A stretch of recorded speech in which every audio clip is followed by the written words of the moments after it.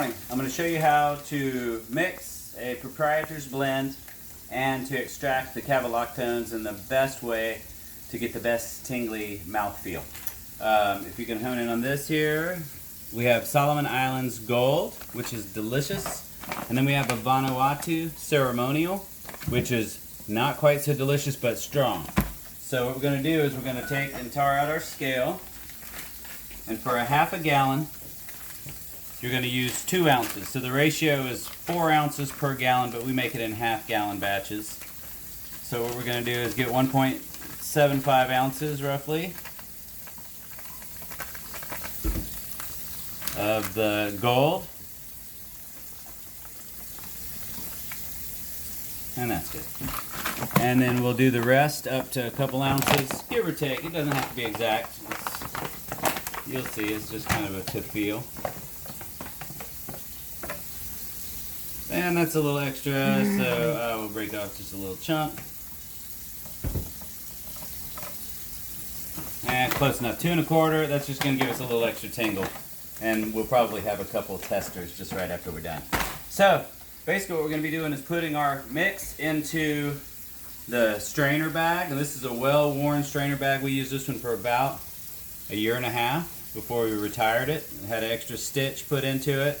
And we've just worn a couple holes into it. Really small. And you don't want this is actual root grounds, sawdust basically, so you don't want that in your drink. So here's one that I've cleaned up for this morning's use. And same non-stretchy, very fine mesh filter bag.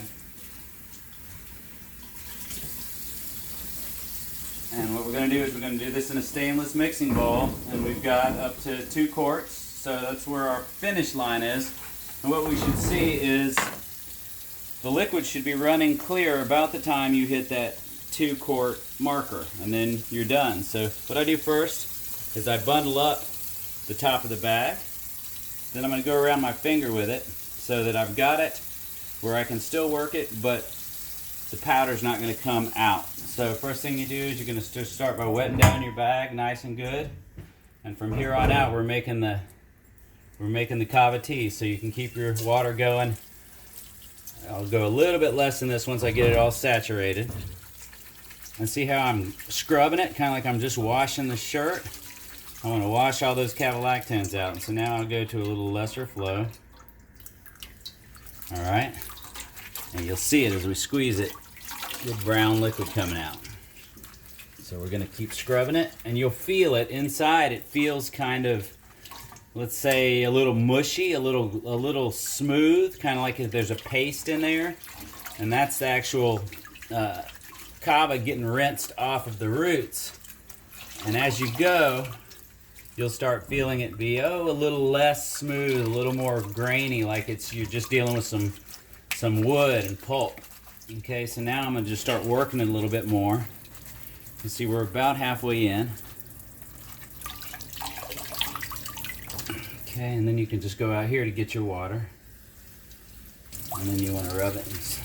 Rub it, scrub it, rub-a-dub. Rub-a-dub-dub, let's get all the mud. Okay. Just keep working with it. And see, it's still wrapped around, so I don't have to worry about any of the sawdust, any of the chips getting into the beverage.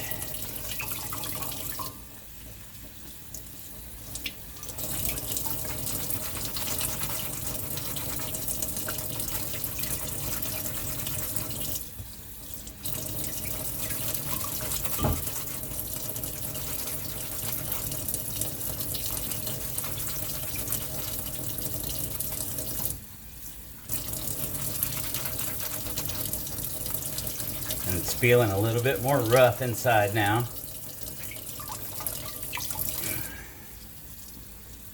Just use your palm, fill that up with water. You just kind of mash it in there. And your bag has a little bit of coarseness to it, so it helps grind the pulps even more. Started out as a religious ceremonial, and the virgin girls in the village were the ones that would grind and mix the kava, but they would chew it and spit it into a bucket. So this is probably a little more feasible,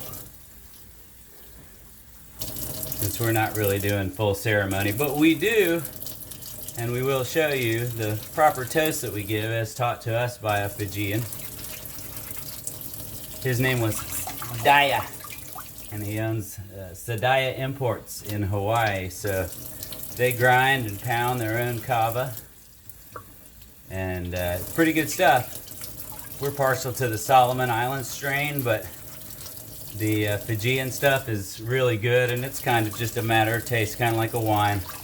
Everywhere it's grown, it takes on the characteristics of the soil, and just like much like wine production, different areas have a different flavor.